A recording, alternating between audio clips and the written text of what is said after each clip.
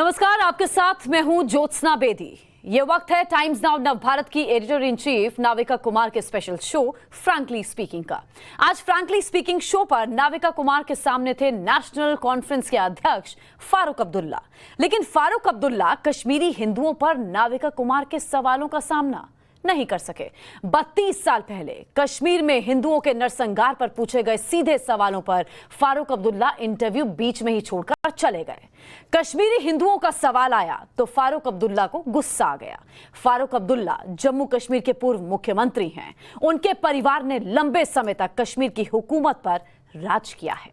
1990 में कश्मीर से जिस दिन हिंदुओं का मास एक्सोडस हुआ, उसके एक दिन पहले तक फारूक अब्दुल्ला जम्मू कश्मीर के मुख्यमंत्री थे।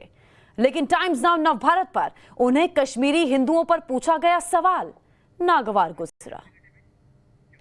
Farooq Abdullah frankly speaking show पर 1 घंटे के इंटरव्यू के लिए टाइम्स नाउ नवभारत की editor in chief Navika Kumar के साथ जुड़े थे।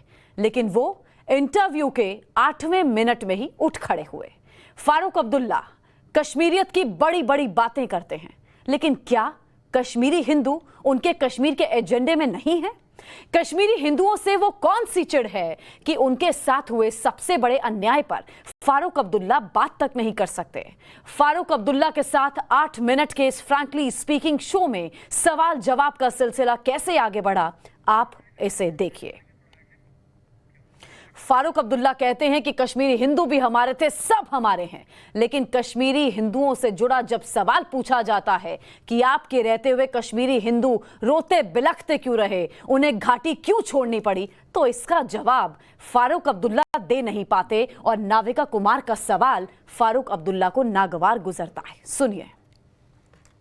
Joining me tonight on Frankly Speaking is a very special guest, the long-serving former Chief Minister of Jammu and Kashmir and great national leader who's seen several winters and summers in Indian politics, Dr. Farooq Abdullah. Dr. Farooq Abdullah, thank you very much for joining me on Frankly Speaking tonight. And how do I begin to say, Kashmir की वादियां आज आपसे क्या कह रही हैं? क्या कह रही हैं? मौसम बहुत खुशगवार है, सियासी उथल पुथल है और लोग इंतजार कर रहे हैं कि कब अब इलेक्शन का बिगुल बजेगा। इलेक्शन के बिगुल बजने तक कुछ ऐसे मुद्दे सामने आएंगे जो मुद्दे बहुत सालों से, दशकों से लोगों के दिल में नासूर की तरह चुभ रहे हैं। और कल ही जम्मू और कश्मीर हाई कोर्ट ने डिसाइड किया कि रीस्टार्ट होगा ट्रायल इनटू द नदी मर्ग मैसेकर ऑफ 2003, जिसमें 24 कश्मीरी हिंदूज को अपने घरों से घसीटा गया था और टेररिस्ट द्वारा मार दिया गया था। ये लश्कर तैयबा के टेररिस्ट हैं। मैं पूछना चाहती हूँ फारूक अब्दुल्ला साहब, क्या ये जो हाई कोर्ट का फैसला है, आप इससे खुश हैं? ये खुशी का सवाल नहीं है, इंसाफ का सवाल है। बेगुनाह मारे गए, बेगुनाह हिंदू भी मारे गए, मुसलमान भी मारे गए। मेरी जमात के भी कई आला मिनिस्टर, पार्टी के एमएलएज, हमारे छोटे छोटे वर्कर मारे गए। उन सबको इंसाफ चाहिए, उनके बच्चों को, उनके घर वालों को इंसाफ चाहिए। मैं तो ये खुश होता कि हाई कोर्ट सिर्फ इनका नाम नहीं लेता, बल्कि सब जो मारे गए हैं आतंकवाद से, उनके लिए भी सोचते और उनके लिए भी इस ट्रायल को बढ़ाते। तो आपका कहना है कि कश्मीरी हिंदूज की बात हुई, ये आपको नागवार है, सबकी बात होनी चाहिए थी? नहीं, नागवार नहीं है, आप गलत इस्तेमाल करते हैं। मैंने कभी नहीं कहा नागवार है, मैं तो खुश हूं कि ये है, मगर दूसरों को भी तो इंक्लूड कीजिए जो मारे गए हैं। आप क्यों एक ही तबके को लेके चल रहे हैं? क्या दूसरे वो कश्मीरी नहीं हैं? क्या वो हिंदुस्तानी नहीं हैं? वो हिंदुस्तानी हैं पर कश्मीर में हैं। जो कश्मीरी हिंदू हैं उन्हें कश्मीर से निकाल दिया गया और 32 साल से वो इंतज़ार कर रहे हैं इंसाफ का, जो उन्हें आज तक कभी मिला ही नहीं। इसीलिए कश्मीरी हिंदूज़ की अगर बात होती है तो ये नहीं होता कि हम बाकियों की बात नहीं कर रहे, हम ये कह रहे हैं कि इनकी आहें, इनके रोने की सिसकियां किसी के कानों तक क्यों नहीं पहुंचती हैं? मैं नहीं जानता, या आप दिल्ली की हुकूमत से पूछिए। आपका कुछ लेना देना नहीं है। मैं पूछना इसलिए चाहती हूं क्योंकि जब भी कश्मीर की कोर्ट ने आप इसका फैसला किया है, आप क्यों बार बार इसको रिपीट कर रही हैं? कोर्ट ने फैसला कर दिया कि वो सुनना चाहते हैं, लेकिन कोर्ट अब उनका फैसला सुनिए, ट्रायल चलने दीजिए। कोर्ट का तो फैसला कई चीजों पर हम तो होना पहले से चाहिए। कहते हैं कि इन बेचारों को वापस लाइए, घर लाइए इनको। कौन कहता नहीं लाइए? हम तो हर वक्त यही कहते हैं। पर ये निकले तो आपके समय थे फारूक अब्दुल्ला साहब, आप रोक लेते। हुजूर, कौन निकालने वाला था? कभी ये सोचते हैं आप? क्या मैंने बंदूक उठाई? क्या हमने बंदूक उठाई? कौन थे जिनने ये किया? उन पे उंगली क्यों नहीं उठाते आप? तो जो पार से आए, जो बाहर एथनिक क्लींजिंग चाहते थे, पर जो बाहर से आए, जो एथनिक क्लेंसिंग चाहते थे, उनसे तो आप कहते हैं हमेशा के बातचीत करते रहिए। आप ये तो कभी नहीं कहते कि इन्होंने मारा है कश्मीरियों को, हिंदुओं को, मुसलमानों को। आपको मुसीबत ये है that your mind is one set mind. It is not only I saying that वो बात करें। अभी आपने वो इंटरव्यू सुना वायर पे, जो एक्स हमारे सबरवाल जो वहां पे हाई कमिश्नर थे, उनने इंटरव्यू दिया। वो इंटरव्यू पढ़िए और उसके बाद देखिए वो क्या कहते हैं। मैं बात करना चाहती हूँ फारूक अब्दुल्ला साहब, आप कहते हैं कि जो ये एग्जोडस, फारूक अब्दुल्ला से ऐसी बात मत करिए मेहरबानी करके। मैं इंटरव्यू बंद कर दूंगा अगर आप ऐसी बात करती रहेंगी। क्यों? 1989 की जो किलिंग, आप जख्मों को उखाड़ रही हैं, आप जख्मों को उखाड़ रही हैं। जिनके जख्म रिस रहे हैं 32 सालों से, उनके जख्मों का क्या? हम सबके जख्म, हर कश्मीरी का जख्म। वो हिंदू हमारे भाई थे, कोई हमारे दुश्मन नहीं थे।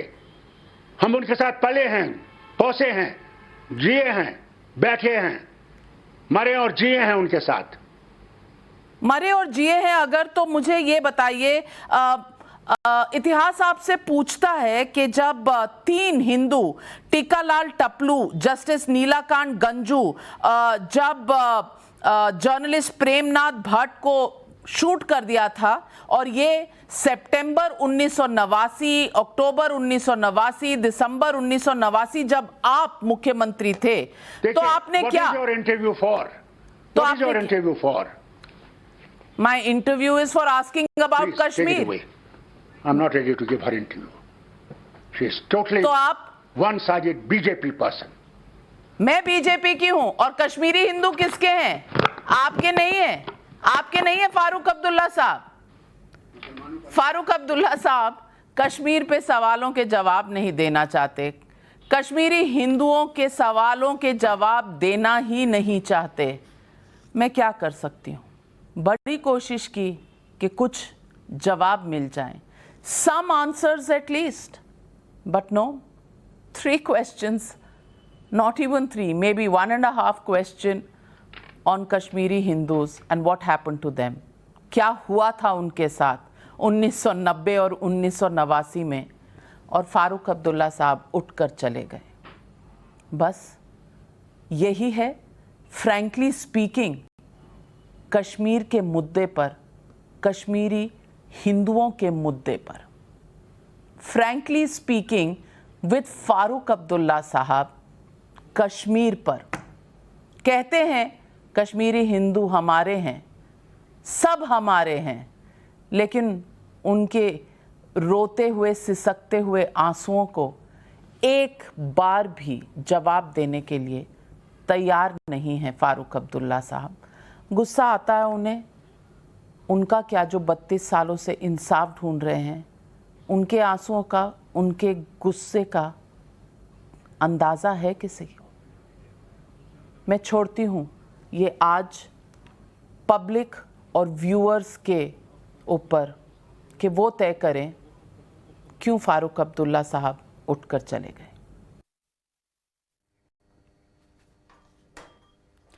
दरअसल फारूक अब्दुल्ला कश्मीर का सच सुनना नहीं चाहते हैं, क्योंकि बरसों तक उन्होंने वहां हुकूमत की है। जब भी इतिहास का पन्ना पलटा जाता है तो उंगली उन पर उठती है। और आज भी जब हमारी editor in chief Navika Kumar ने उनसे सवाल किए तो वो इतने उन्हें चुभे कि वो बीच इंटरव्यू से भाग खड़े हुए। एक बार फिर से पूरा इंटरव्यू आप देखिए। Joining me tonight on Frankly Speaking is a very special guest, the long-serving Chief Minister, former Chief Minister of Jammu and Kashmir, and great national leader who's seen several winters and summers in Indian politics, Dr. Farooq Abdullah. Dr. Farooq Abdullah, thank you very much for joining me on Frankly Speaking tonight. And how do I begin to say? Kashmir की वादियां आज आपसे क्या कह रही हैं? क्या कह रही हैं? मौसम बहुत खुशगवार है, सियासी उथल पुथल है और लोग इंतजार कर रहे हैं कि कब अब इलेक्शन का बिगुल बजेगा। इलेक्शन के बिगुल बजने तक कुछ ऐसे मुद्दे सामने आएंगे जो मुद्दे बहुत सालों से, दशकों से लोगों के दिल में नासूर की तरह चुभ रहे हैं। और कल ही जम्मू और कश्मीर हाई कोर्ट ने डिसाइड किया कि रीस्टार्ट होगा ट्रायल इनटू द नदी मर्ग मैसेकर ऑफ 2003, जिसमें 24 कश्मीरी हिंदूज को अपने घरों से घसीटा गया था और टेररिस्ट द्वारा मार दिया गया था। ये लश्कर तैयबा के टेररिस्ट हैं। मैं पूछना चाहती हूँ फारूक अब्दुल्ला साहब, क्या ये जो हाई कोर्ट का फैसला है आप इससे खुश हैं? ये खुशी का सवाल नहीं है, इंसाफ का सवाल है। बेगुनाह मारे गए, बेगुनाह हिंदू भी मारे गए, मुसलमान भी मारे गए।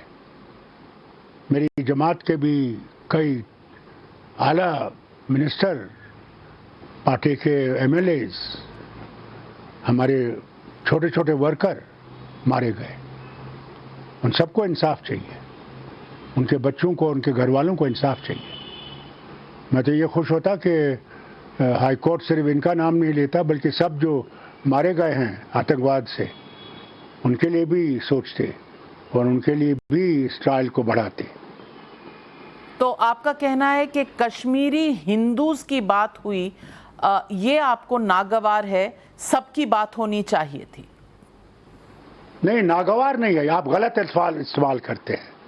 मैंने कभी नहीं कहा नागवार है, मैं तो खुश हूं कि यह है, मगर दूसरों को भी तो इंक्लूड कीजिए जो मारे गए हैं। आप क्यों एक ही तबके को लेके चल रहे हैं? क्या दूसरे वो कश्मीरी नहीं हैं? क्या वो हिंदुस्तानी नहीं हैं? वो हिंदुस्तानी हैं पर कश्मीर में हैं। जो कश्मीरी हिंदू हैं उन्हें कश्मीर से निकाल दिया गया और 32 साल से वो इंतज़ार कर रहे हैं इंसाफ का, जो उन्हें आज तक कभी मिला ही नहीं।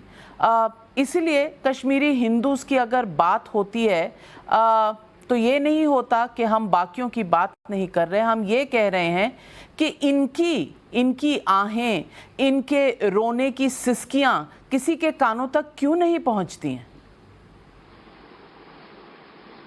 मैं नहीं जानता, ये आप दिल्ली की हुकूमत से पूछिए।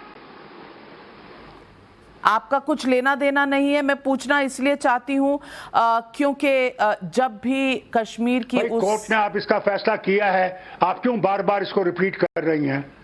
कोर्ट ने फैसला कर दिया कि वो सुनना चाहते हैं, लेकिन कोर्ट अब उनका फैसला सुनिए, ट्रायल चलने दीजिए। कोर्ट का तो फैसला कई चीजों पर हम तो होना पहले से चाहिए। कहते हैं कि इन बेचारों को वापस लाइए, घर लाइए इनको। कौन कहता नहीं लाइए? हम तो हर वक्त यही कहते हैं। पर ये निकले तो आपके समय थे फारूक अब्दुल्ला साहब, आप रोक लेते। हुजूर, कौन निकालने वाला था? कभी ये सोचते हैं आप? क्या मैंने बंदूक उठाई? क्या हमने बंदूक उठाई? कौन थे जिनने ये किया? उन पे उंगली क्यों नहीं उठाते आप? तो जो पार से आए, जो बाहर एथनिक क्लेंजिंग चाहते थे। पर जो बाहर से आए, जो एथनिक क्लेंसिंग चाहते थे, उनसे तो आप कहते हैं हमेशा के बातचीत करते रहिए। आप ये तो कभी नहीं कहते कि इन्होंने मारा है कश्मीरियों को, हिंदुओं को, मुसलमानों को। आपको मुसीबत ये है that your mind is one set mind. It is not only I saying that वो बात करें। अभी आपने वो इंटरव्यू सुना वायर पे, जो एक्स हमारे सबरवाल जो वहां पे हाई कमिश्नर थे, उनने इंटरव्यू दिया। वो इंटरव्यू पढ़िए और उसके बाद देखिए वो क्या कहते हैं। मैं बात करना चाहती हूँ फारूक अब्दुल्ला साहब, आप कहते हैं कि जो ये नहीं, फारूक अब्दुल्ला से ऐसी बात मत करिए मेहरबानी करके। मैं इंटरव्यू बंद कर दूंगा अगर आप ऐसी बात करती रहेंगी। क्यों? 1989 की जो किलिंग आप जख्मों को उखाड़ रही हैं। आप जख्मों को उखाड़ रही हैं। जिनके जख्म रिस रहे हैं 32 सालों से, उनके जख्मों का क्या? हम फारूक सबके अब्दुल्ला जख्म, साहब, हर कश्मीरी का जख्म। वो हिंदू हमारे भाई थे, कोई हमारे दुश्मन नहीं थे। हम उनके साथ पले हैं, पोसे हैं, जिए हैं, बैठे हैं, मरे और जिए हैं उनके साथ। मरे और जिए हैं अगर, तो मुझे ये बताइए, इतिहास आपसे पूछता है कि जब 3 हिंदू, टीकालाल टपलू, जस्टिस नीलाकांत गंजू, जब जर्नलिस्ट प्रेमनाथ भट्ट को शूट कर दिया था, और ये सितंबर 1989, अक्टूबर 1989, दिसंबर 1989 जब आप मुख्यमंत्री थे, तो आपने क्या? My interview is for asking about Kashmir. I'm not ready to give her interview. She is totally तो आप? one-sided BJP person. मैं बीजेपी की हूं, और कश्मीरी हिंदू किसके हैं? आपके नहीं है। आपके नहीं है फारूक अब्दुल्ला साहब। फारूक अब्दुल्ला साहब कश्मीर पे सवालों के जवाब नहीं देना चाहते, कश्मीरी हिंदुओं के सवालों के जवाब देना ही नहीं चाहते। मैं क्या कर सकती हूँ? बड़ी कोशिश की कि कुछ जवाब मिल जाएं, some answers at least, but no, 3 questions, not even 3, maybe 1.5 question on Kashmiri Hindus and what happened to them. क्या हुआ था उनके साथ 1990 और 1989 में, और फारूक अब्दुल्ला साहब उठकर चले गए। बस यही है फ्रैंकली स्पीकिंग कश्मीर के मुद्दे पर, कश्मीरी हिंदुओं के मुद्दे पर। Frankly speaking with Farooq Abdullah साहब कश्मीर पर। कहते हैं कश्मीरी हिंदू हमारे हैं, सब हमारे हैं, लेकिन उनके रोते हुए, सिसकते हुए आंसुओं को एक बार भी जवाब देने के लिए तैयार नहीं है फारूक अब्दुल्ला साहब। गुस्सा आता है उन्हें। उनका क्या, जो 32 सालों से इंसाफ ढूंढ रहे हैं, उनके आंसुओं का, उनके गुस्से का अंदाज़ा है किसी को? मैं छोड़ती हूँ ये आज पब्लिक और व्यूअर्स के ऊपर कि वो तय करें क्यों फारूक अब्दुल्ला साहब उठकर चले गए। कश्मीरी हिंदुओं पर पूछा गया सवाल फारूक अब्दुल्ला को बर्दाश्त नहीं हुआ, लेकिन देश टाइम्स नाउ नवभारत पर फारूक अब्दुल्ला जैसे बड़े नेता का ये रवैया देख रहा है। इसे लेकर हमारे पास कई रिएक्शंस भी आए हैं। सुनिए फारूक अब्दुल्ला के सवाल छोड़कर भागने पर उन पर क्या सवाल खड़े हो रहे हैं। डॉक्टर फारूक अब्दुल्ला एक वरिष्ठ नेता है, जम्मू कश्मीर के मुख्यमंत्री रह चुके हैं। जब उनका इंटरव्यू हो रहा है तो स्वाभाविक है कि नाविका कुमार जी जैसे एक वरिष्ठ पत्रकार उनसे जम्मू कश्मीर में और वहां की हालात और विषयों पर सवाल पूछेंगी। तो आप कैसे उठ के चले जाते हैं जब कश्मीरी पंडित या हिंदुओं के ऊपर सवाल उठे? क्या आज भी उनका कत्ल नहीं हो रहा है? क्या ये शुरू से देखा नहीं जा रहा है कि किस प्रकार से उनकी पीड़ा थी, किस प्रकार से उनकी पीड़ा को नजरअंदाज किया गया है? सत्य पर जवाब देने की जगह जब उठते हैं तो क्या डॉक्टर फारूक अब्दुल्ला पे प्रश्न नहीं उठेगा कि कहीं ना कहीं उनकी पार्टी हो सकता है चाह रही थी या देख रही थी दूसरी तरफ, जब यह कत्लेआम चल रहा था, जब कश्मीरी पंडितों को अपने घर से बेघर किया जा रहा था, धकेला जा रहा था, और आज आप जो है इंटरव्यू से चले जाएंगे तो क्या सत्य हट जाएगा? But today's silence of Farooq Abdullah on Kashmiri Hindu issue clearly tells you the truth of Kashmir and how National Conference has been treating Hindus. They know that they are guilty on the genocide of Kashmiri Hindus. Farooq Abdullah is well aware about his collaboration with terrorists on exodus of Kashmiri Pandits, and that is why today he decided to keep mum. आज जिस प्रकार से times now की reporter Navika के साथ फारूक अब्दुल्ला जी ने जो behave किया, और जब उसने पंडितों के बारे में क्वेश्चन पुट किया कश्मीर के बारे में, और जिस प्रकार से वो वहाँ से बौखलाहट में भाग गए, कब तक वो छुपाएंगे? करनी तो सामने आती है, उनको माफ़ी मांगनी पड़ेगी एक दिन उस कश्मीरी समाज से जिनके चीफ मिनिस्टर होते हुए उनको कश्मीर छोड़ना पड़ा, और जिस प्रकार से वहाँ पलायन हुआ और ये रोक ना सके, और जिस प्रकार से बेरहमी से वहाँ कत्ल किए गए। आज जो बौखलाहट इनकी टीवी के सामने आई है, आज ये सीधी सीधी संकेत करती है कि ये पॉलिटिशियन आज इनका आधार कश्मीर में नहीं रहा है। देखिए, डिनायल मोड में चल रहे हैं 1989 से ही, अपनी जिम्मेदारी से भागते हैं, और एक बहुत बड़ा वर्ग है, राजनीतिक वर्ग, जो इस बात पर सरकार को, वर्तमान सरकार को कटघरे में तो लेने की कोशिश करता है, मगर अपनी जिम्मेदारी से भागते हैं। उस घटनाक्रम पर कौन जिम्मेदारी लेगा? कहाँ चली जाती है कश्मीरियत? जब इन सवालों का जवाब मांगा जाता है तब कश्मीरियत कहाँ चली जाती है?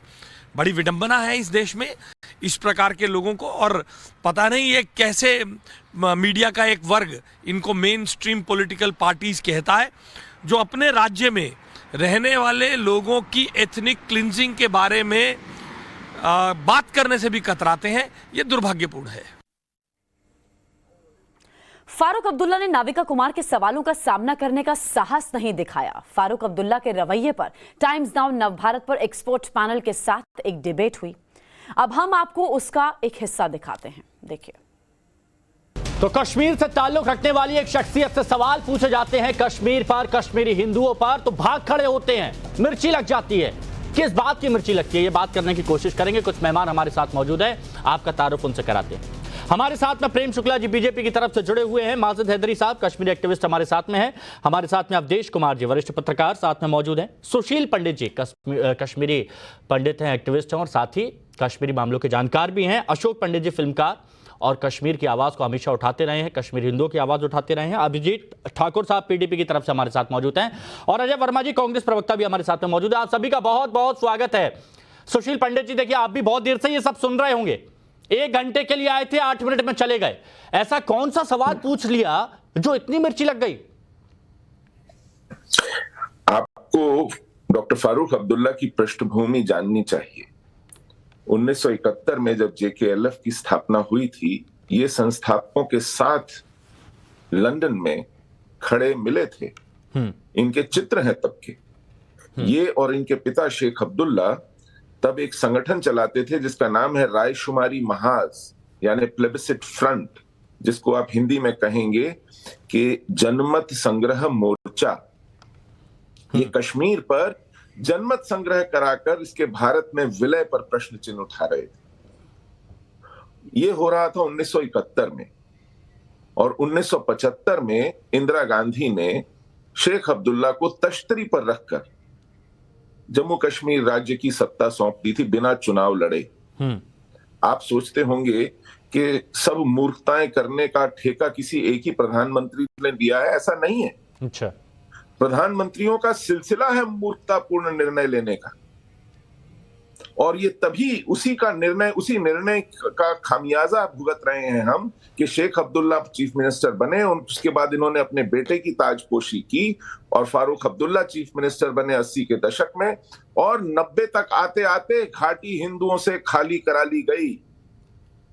ये उन्हीं के निर्णयों, उन्हीं के अभियानों का परिणाम है कि हिंदुओं को कश्मीर से निष्कासित किया गया, उनकी नस्लकुशी की गई, उनका जातीय विध्वंस किया गया।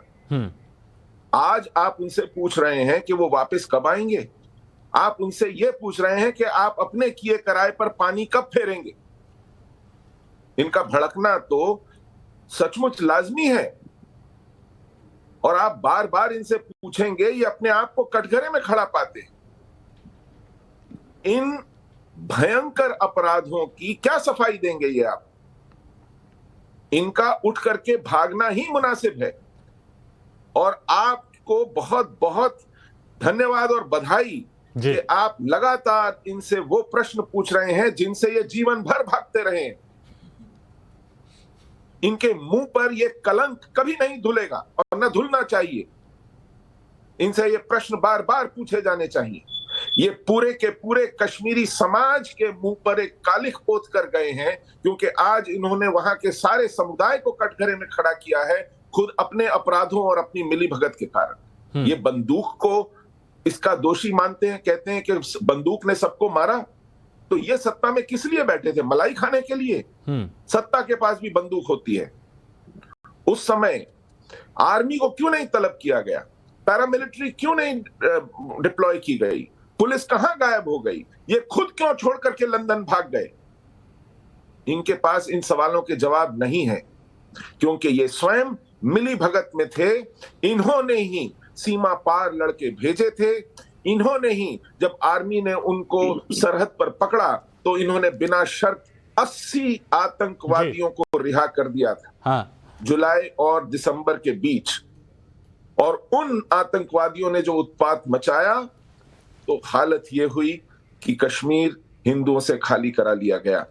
और आज तक किसी भी अपराधी पर कोई मुकदमा नहीं चला, किसी को दोषी नहीं पाया गया। एक भी हत्या या एक भी सामूहिक नरसंहार पर जांच नहीं हुई, किसी को सजा नहीं हुई। इन सब प्रश्नों का क्या उत्तर हो सकता है? सिवाय पिंड छुड़ाकर भागने के इनकी और क्या प्रतिक्रिया हो सकती है? लेकिन इन्हें एक्सपोज करना, इन्हें लगातार प्रश्न पूछकर इनकी उन अपराधों को सामने लाना आवश्यक है, और इसके लिए मैं आपके चैनल को बधाई देता हूं। और यही काम टाइम्स ऑफ भारत के editor in chief Navika Kumar ने भी किया। हमारे बड़े बुजुर्गों ने, सुशील जी, ये बात कही थी कि जब कोई इंसान आपा खो बैठता है, गुस्से में होता है, चिल्लाता है, जवाब नहीं दे पाता, इसकी वजह यही है कि उसके पास जवाब नहीं है, या फिर उसे पता है कि इतिहास में उसने कुछ गलत किया है जिसको वो कभी भी साफ स्पष्ट नहीं कर पाएगा, कभी भी उसको डट नहीं पाएगा। क्या अशोक पंडित जी यही हाल फारूक अब्दुल्ला का है? इसी वजह से इतनी मिर्ची लगती है? हिमांशु जी, देखिए, जो सुशील जी ने कहा वो बिल्कुल 100% सही है। आपने एक ऐसे पॉलिटिशियन को शीशा दिखाया, उस शीशे में जब फारूक अब्दुल्ला ने अपने आप को देखा तो उसने देखा कि मैंने कश्मीरी पंडितों की हत्याएं की हैं, मैं रिस्पॉन्सिबल है इनके जेनोसाइड का, मैं रिस्पॉन्सिबल हूं इनके एथनिक क्लीनिजिंग का, मैं रिस्पॉन्सिबल हूं इनके किलिंग्स का, रेप्स का, क्योंकि मैं JKLF का फाउंडर चेयरमैन था। तो जैसे सुशील जी ने कहा कि टेररिज्म को कश्मीर में पनपाया किसने? फारूक अब्दुल्ला ने, मुफ्ती मोहम्मद सैयद ने, हुर्रियत ने, सबों ने मिल के किया ना। अब ये बात करते हैं, जब उनसे कहा जाता है कि यार कश्मीरी पंडितों की हत्या हुई, तो ये कहते हैं कि मुसलमानों की भी हुई। अरे हमको तो आजादी चाहिए नहीं थी, तो कश्मीर में मेजॉरिटी पॉपुलेशन मुस्लिम पॉपुलेशन थी, उनको आजादी चाहिए थी। आजादी की लड़ाई तो वो लड़ रहे थे, हम तो नहीं लड़ रहे थे ना, हम तो इनोसेंट थे। तो आपने हमको किस बात पे मारा? आपने हमको किस बात पे निकाला? आपने हमें किस बात का हमारा बलात्कार किया? आपने हमारा जेनोसाइड क्यों किया? हम तो इनोसेंट लोग थे, हम तो आपको पढ़ाते थे, हम तो आपका इलाज करते थे, हम तो आपको बुद्धि देते थे, हम तो आपको विवेक देते थे, हम तो आपको पालते थे, पोसते थे, हम तो आपकी देखभाल करते थे। आपने हमको मार के बाहर निकाला। जब नाविका ने आज शीशा फारूक अब्दुल्ला को दिखाया, तो फारूक अब्दुल्ला को अपना चेहरा जो नजर आया, वो चेहरा एक जेनोसाइड करने वाले का चेहरा नजर आया, एक एथनिक क्लींजिंग का चेहरा नजर आया। वो डर गया और वो अपने आप को फ्रस्ट्रेट फील करने लग गया। और उस डर के मारे अपने उस सही चेहरे को देखा जब उसने, वो डर के वो माइक को निकाल के वो इंटरव्यू छोड़ के बाहर चला गया। और ये बात आज की बात नहीं है। जब सच्चाई इनके सामने लाई जाती है तो मुसलमानों का तर्क देते हैं, अरे हमें भी दर्द है, कोई भी इनोसेंट मारा नहीं जा सकता। आप ये बताइए ना, आपसे नाविका ने ये पूछा ना कि कश्मीर से निकाले गए कश्मीरी पंडितों के बारे में आपकी क्या राय है? तो आप उसके बारे में बात करिए। आप कह रहे हैं कि साहब नादिम मर्ग का जो वापस केस खुला है, उसकी इंक्वायरी हो रही है, तो आपको ये कहना चाहिए कि मैं तो चाहता हूं कि बहुत पहले होना चाहिए था। अरे आप उनका क्यों नहीं कर रहे? आप तर्क देते हैं, जो तर्क के बहाने आप सही चीजों को छुपाने की कोशिश करते हैं। ये पिछले 32 साल से इन्होंने ये किया, और ये फ्रस्ट्रेटेड इसलिए है कि कश्मीर के पॉलिटिक्स में, जम्मू कश्मीर लद्दाख के पॉलिटिक्स में ये लोग अभी रिडेंटेड हो चुके हैं।